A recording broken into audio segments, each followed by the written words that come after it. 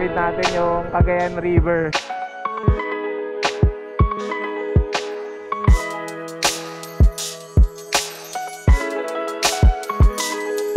In this episode of our North Luzon Loop Moto Adventure, it's time to enjoy the beauty of Batanes of the North at mag-relax ng kaunti dito sa Saud White Beach bago bumiyahe at ipagpatuloy ang ating Day 2 patungo ng Tuguegarao City.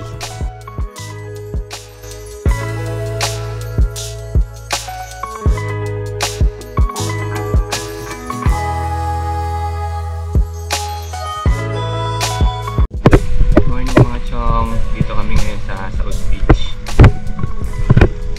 Sunrise lang kami sa gabi. And sabi maganda daw sa Batanes of the North. Kaya doon kami muna pupunta ngayong umaga. Tingnan natin kung ano nga ba yung itsura ng Batanes of the North.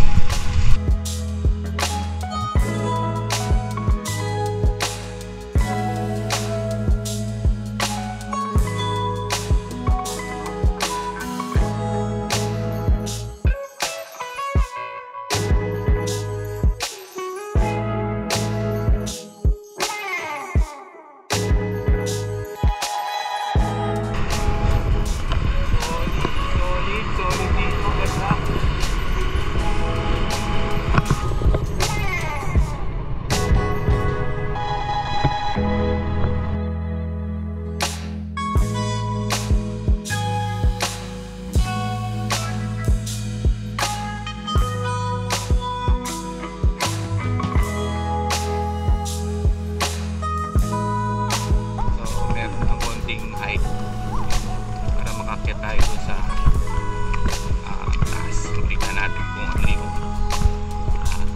view.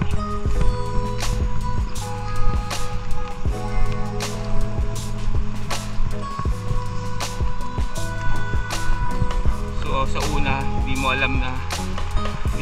akalain na meron daanan papunta dito kasi wala talaga siyang sign. Kung wala kang mapagtatanungan, hindi mo alam kung paano pupunta dito unless i-explore mo talaga. Batanes of the North. Pagmasdan lang muna natin yung magandang view.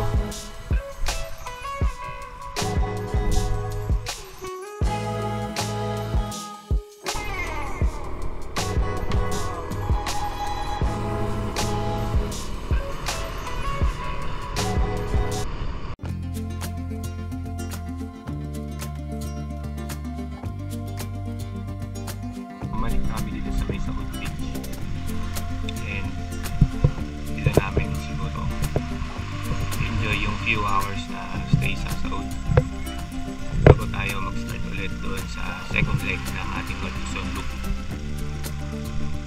So mag-swimming muna kami and then kakain and then the-take off na rin. Okay, taka tayo sa daan mga chong. So, good morning mga chong. Welcome back and welcome sa ating Day 2 ng ating North Luzon Loop. So, nag-overnight lang tayo dito sa may Barangay Saud, sa may Pagudpod. And today, time check, it's around 10:30 AM. Dito tayo magsisimula. Ang goal natin today is makarating ng Apari Arch at makarating ng Tuguegarao City kung saan tayo mag-overnight. And may God bless our trip kasama si OBR. And let's go!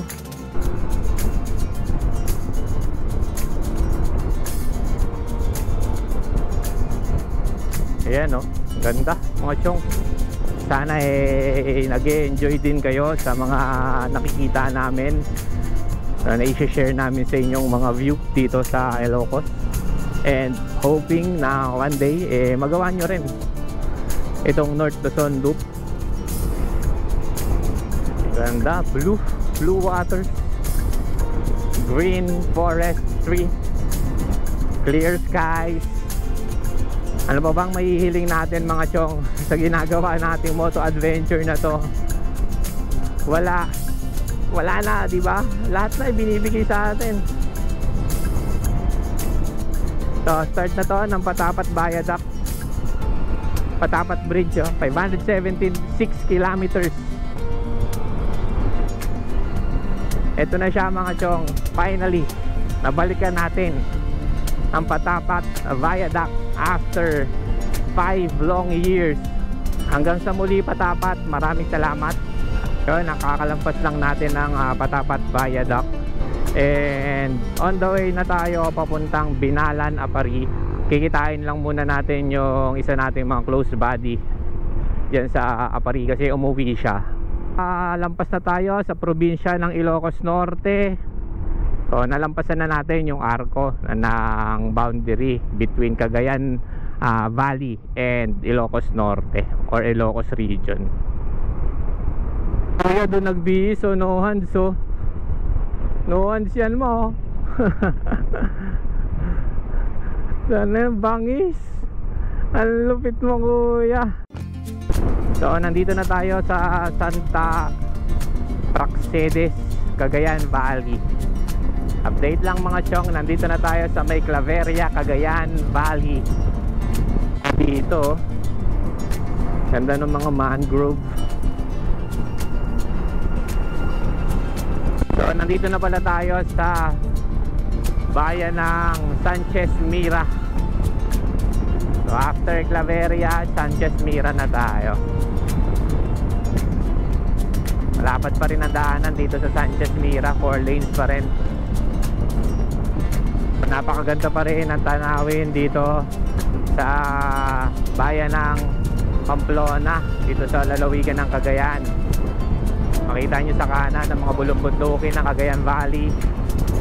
And 4 lanes pa rin ang linyahan dito sa Pamplona.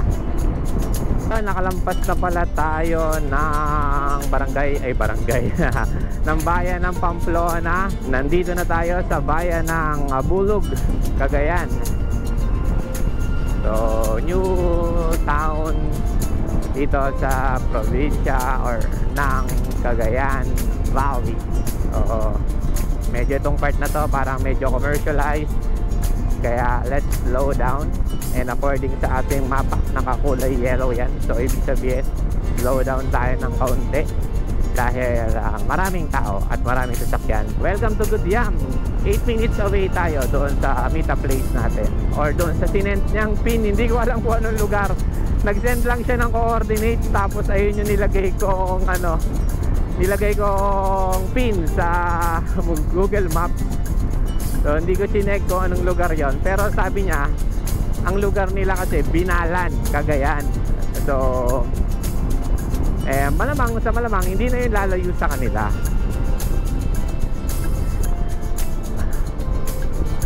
So meron na lang tayong 3 minutes para makarating doon.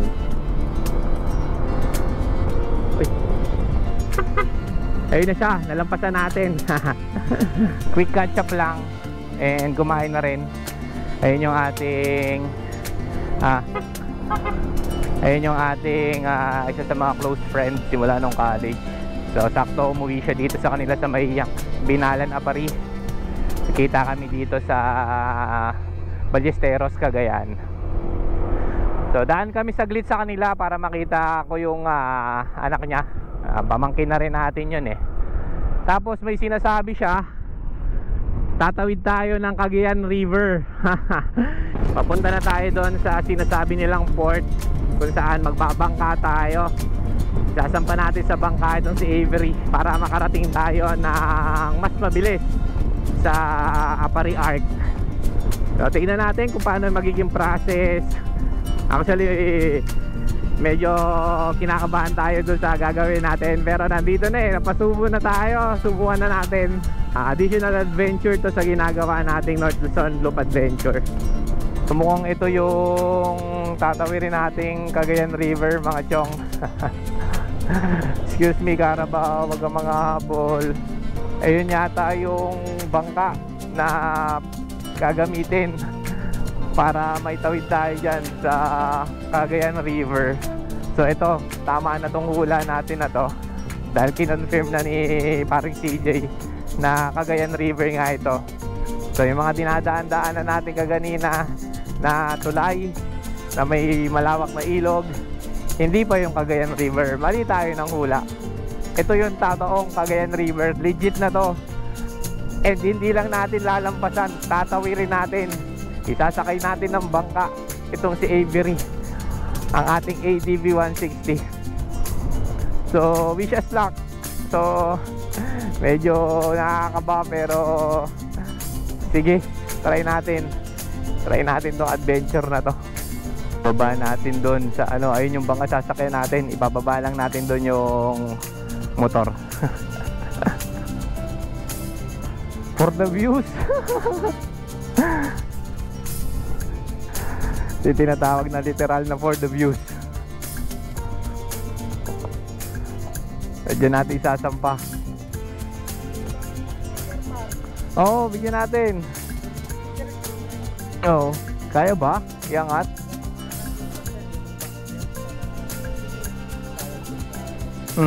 Sure ba yan?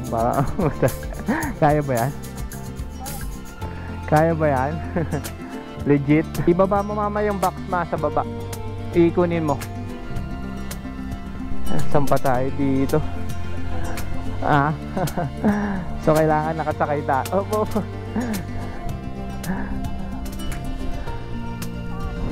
Sige, thank you.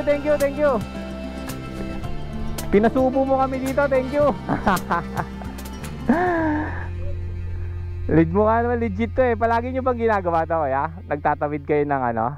Marami na kayo natawid?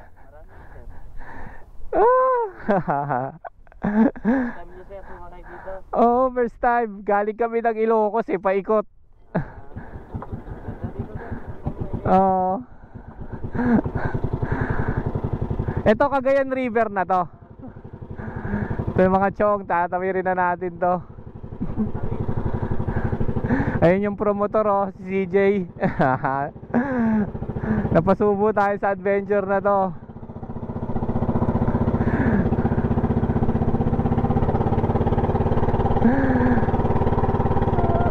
Mga ilang minutes.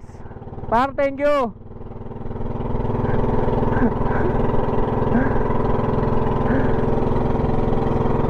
Yan, ito tinatawid natin yung kahabaan ng ng Cagayan River. So itatawid tayo doon, papunta doon sa mga 10 minutes. Ilang minuto katagal? 5 minutes. 5 minutes lang. Pag dito dumadaan papunta ng Apari, kung gadaan ako nung magapit, mga ilang oras na natitipid na oras? Pag mga ilang oras yung natitipid na oras pagkakapapunta dyan sa Apari? Dito sir, kapag nakatawid. Oo. Wala pang isang sir, wala pang 10 minutes. Nandun ka na sa Arco? Sa sentro. Kesa yung dadaan ka ng papunta doon sa magapit? Malayo. Kapag doon sir, pag inikot. Oo. Malayo sir. Abutin ka lang isang oras mahigit. Isang oras mahigit. So dito 5 minutes lang na. Mas madali dito dyan sa tulay. Oo. Madali kapag dyan ka tumase. Abutin dyan ng 10 minutes na punta doon sa sentro. Marami nang nakadaan dito? Marami na nakamotor? Lampa? Marami na kami dinadaan ng motor dito. Ang lapad pa naman itong Cagayan River, no? Woo! For the views! Ano pangalan mo? Ryan po. Ryan, oh, yan, si Chong Ryan natin, oh. Collector ako dito sir sa bangkaan. Kolektor ng bangkaan. Pero pag mga tao palagi, mga tao tumatawid talaga. Sa gabi, 24 hours kami dito sir. 24 hours. Magkano pag tao? May-ari dito kuwan. Ang babasahe sir, Oo. 30 sir isa. Ang tao? Isang tao. Kapag arkila, 150. 150. Pag motor, may motor, 150. 150. Kasi parang inarkila na. So kung gusto nyong mapabilis na kahit mga 1.5 hours siguro, kasi from doon sa Binalan, babaybayin mo yung papunta sa Apari Arch, tapos babalik ka ulit doon sa National Highway papuntang Tuguegarao, siguro mga 1.5 to 2 hours yung matitipid mong oras. So dito from doon sa barangay sa kabila papunta dito sa port ng Apari is mga 5 to 10 minutes nasa kabila ka na.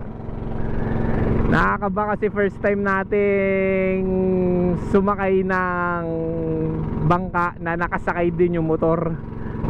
Additional adventure na i-unlock natin dito sa ginagawa nating North Luzon Loop, na magtatawid ilog. Sakay itong si ating Avery.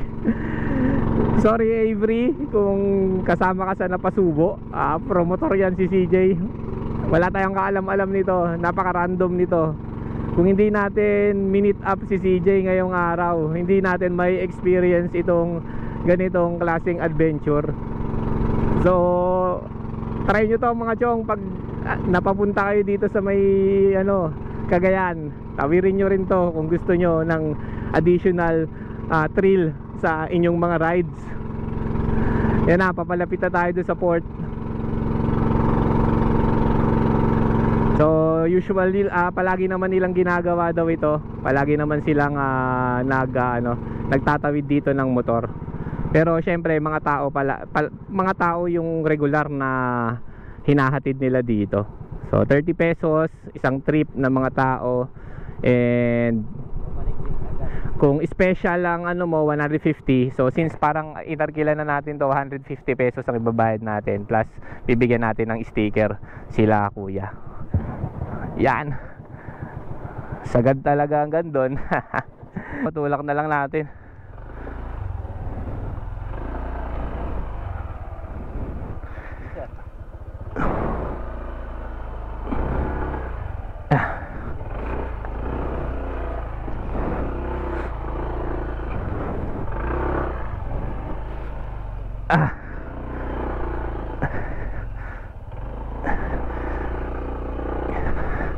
Woo! Ayun, nakasampa din. Ayan, bigyan natin ng mama, bayaran mo si kuya.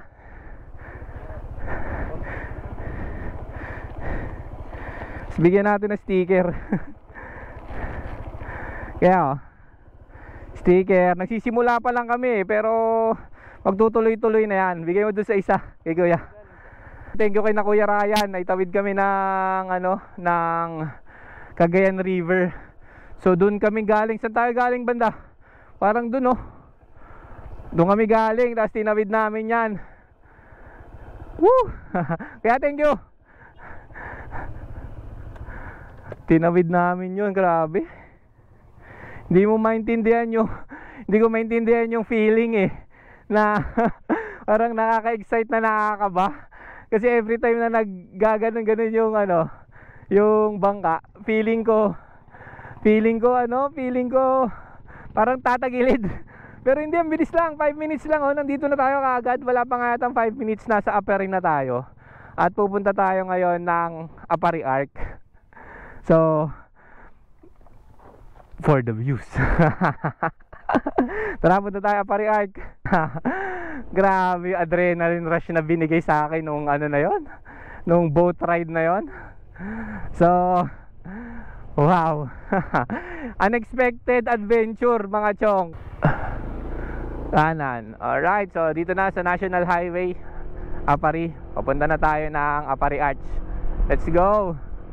Ayun na yung Apari Arch, diba? Ang bilis, narating na natin yung Apari. Woo!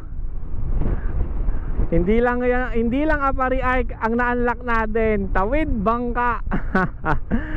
Thank you. Pambilis Apari Arch na kaagad diba? Picture tayo dyan. Tayo magpicture dyan sa Apari Arch.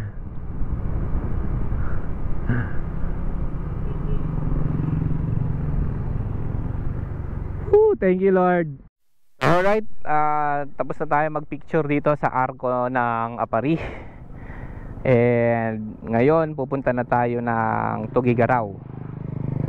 So hanap lang muna tayo ng gasolinahan. 420 pesos and 05 centavos. 6.248 liters. So pang-apat natin na gas up. So tara, punta na tayo ng Tuguegarao sa may East Linaw. Tuguegarao ang punta natin ngayon. So time check, 4:06 PM. Estimated time of arrival natin sa Tuguegarao is 5:58 PM. 1 hour and 52 minutes ang total biyahe natin. 91 kilometers galing dito sa may arko ng Apari. So let's go. Kain tayo ng authentic pansit batil patong. Iba rin yung feeling ng nakakarating ka ng ganitong klaseng lugar eh. Yung Apari na yan, dati sa kanta lang ko naririnig yan eh. Sa lyrics lang ng kanta ng Itbulaga. Mula Apari hanggang Holo. So nagawa na natin yung simula mula Apari. And hopefully soon magawa natin yung hanggang Holo kapag ginawa natin yung Philippine Loop naman. Hopefully hanggang kaya pa natin gawin natin yung Philippine Loop. Kayo ng Apari papuntang Tuguegarao, dito kayo tuturo sa ilalim. Yan, so to Santa Ana, Cagayan, doon sa kaliwa. Dito kung pupunta ka ng Ilocos, dito naman. So dadaanan natin dito yung Magapit Bridge, yung mahabang Magapit Bridge. Yan, so ayan o, Magapit Hanging Bridge.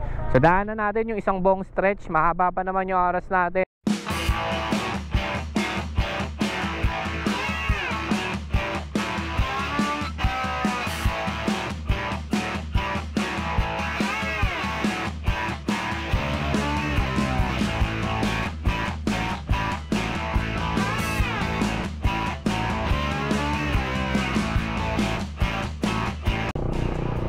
So from dito 72 kilometers going to Tuguegarao and 38 kilometers going to Apari. Yung natipid natin na travel time kanina papunta doon sa Arco. So 38 kilometers times 2, 76 kilometers din yung balikan na natipid natin. And so another view of Cagayan River dito sa may Magapit Bridge. Picture tayo doon sa may kabilang dulo.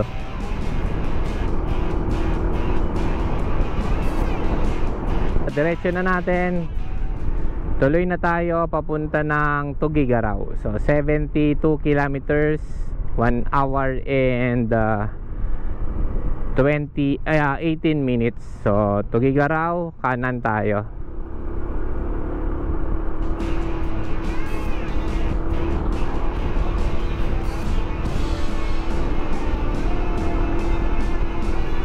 Yan, so to Apari dito yung kanina, diretso tayo sa Tuguegarao. Ayan, medyo bumababa na yung araw.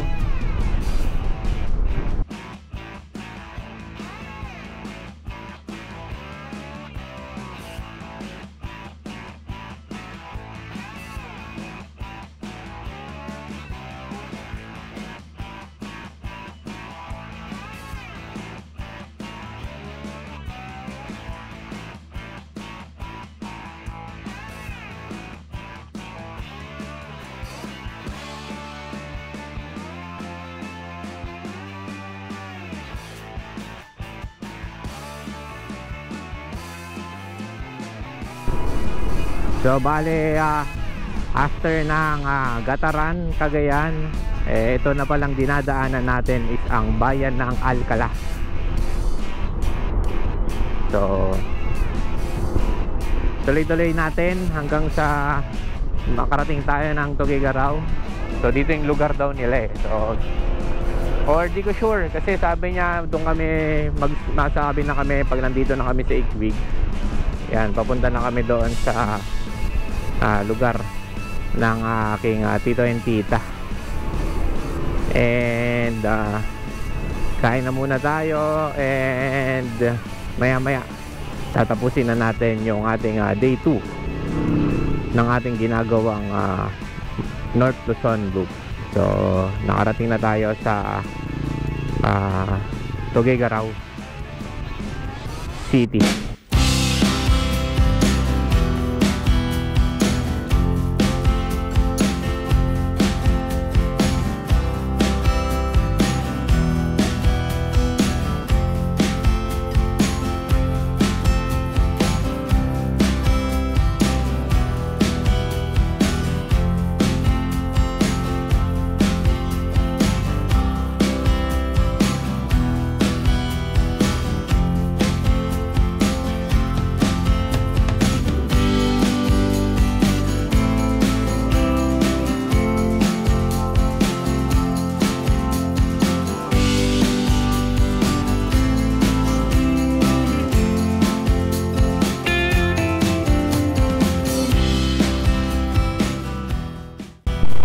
Alam niyo ba na ang Pansip Batil-Patong nag-originate dito sa Tuguegarao?